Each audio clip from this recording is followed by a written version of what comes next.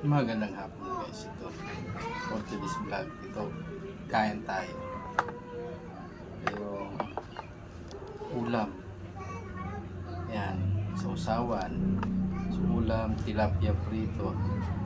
Ito lang guys, talaga simpleng pamumuhay, simpleng pagkain, saka mahirap magkarne ngayon, walang pambili, pizza di peligro, kaya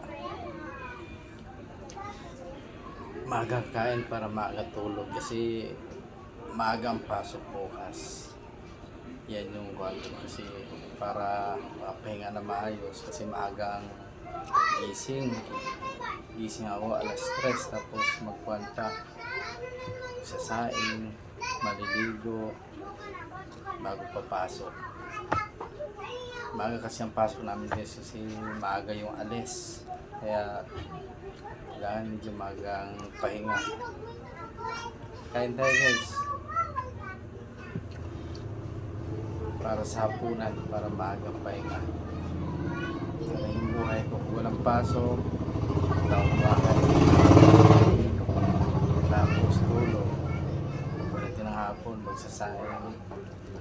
Pagdating ng 5:30, alas 6, kain na. Sabay pahinga-pahinga na, tutulog na. Please watching my videos guys. Please subscribe, please pa-like and share.